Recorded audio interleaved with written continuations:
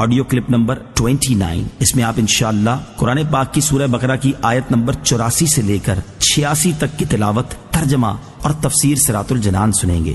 بسم اللہ الرحمن الرحیم۔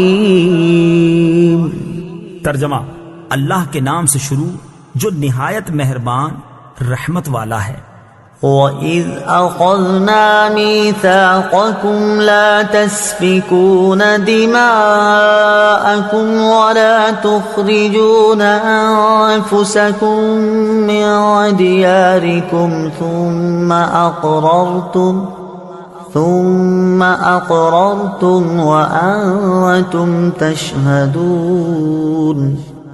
ترجمہ: اور یاد کرو جب ہم نے تم سے عہد لیا کہ آپس میں کسی کا خون نہ بہانا اور اپنے لوگوں کو اپنی بستیوں سے نہ نکالنا، پھر تم نے اقرار بھی کر لیا اور تم خود اس کے گواہ ہو۔ وَإِذْ أَخَذْنَا مِيثَاقَكُمْ، اور یاد کرو جب ہم نے تم سے عہد لیا، یعنی اے یہودیوں وہ وقت یاد کرو جب ہم نے تمہارے آباء و اجداد سے تورات میں یہ عہد لیا کہ تم آپس میں کسی کا خون نہ بہانا اور اپنے لوگوں کو اپنی بستیوں سے نہ نکالنا، پھر انہوں نے اس عہد کا اقرار کر لیا اور تم خود بھی اپنے آباء و اجداد کے اس اقرار کے گواہ ہو۔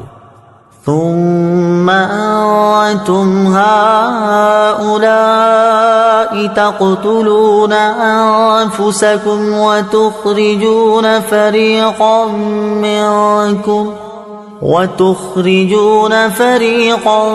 منكم من ديارهم تظاهرون عليهم بالإثم والعدوان وإن يأتوكم أسارى تفادوهم وهو محرم عليكم إخراجهم أفتؤمنون ببعض الكتاب وتكفرون ببعض فما جزاء من يفعل ذلك منكم إلا خزي في الحياة الدنيا ويوم القيامة يردون إلى أشد العذاب وما الله بغافل عما تعملون أولئك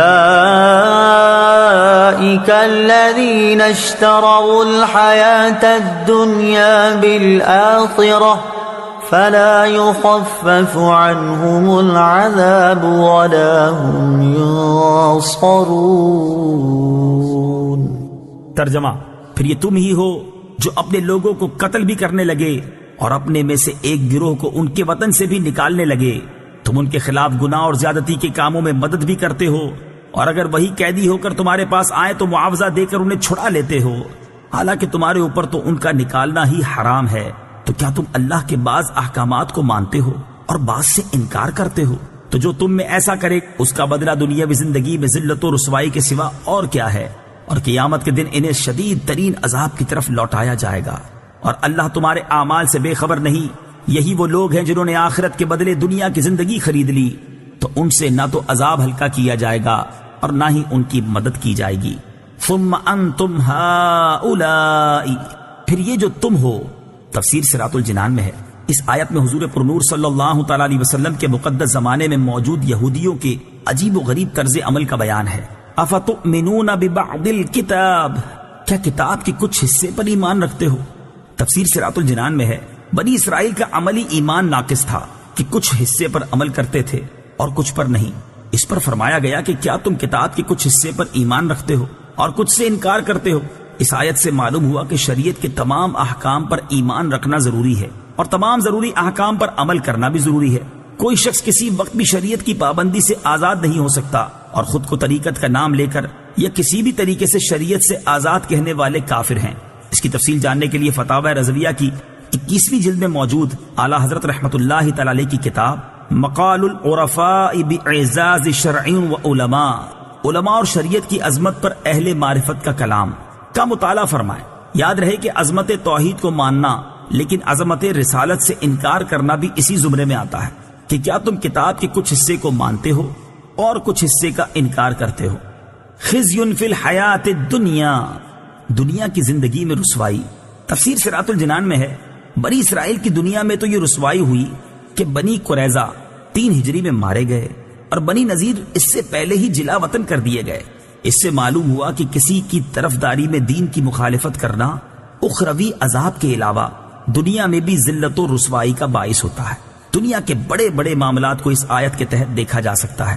نیز یہ بھی معلوم ہوا کہ کبھی گناہوں کی شامت سے دنیاوی آفات بھی آ جاتی ہیں۔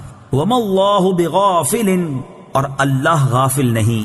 تفسیر صراط الجنان میں ہے اس طرح کی آیات جن میں یہ مفہوم ہو کہ اللہ تعالیٰ تمہارے اعمال سے غافل نہیں، ان میں نافرمانوں کے لیے شدید وعید ہوتی ہے کہ اللہ تعالیٰ تمہارے افعال سے بے خبر نہیں ہے، تمہاری نافرمانیوں پر شدید عذاب دے گا۔ یوں ہی ایسی آیات میں مومنین اور صالحین کے لیے خوشخبری ہوتی ہے کہ انہیں اعمال حسنہ کی بہترین جزا ملے گی۔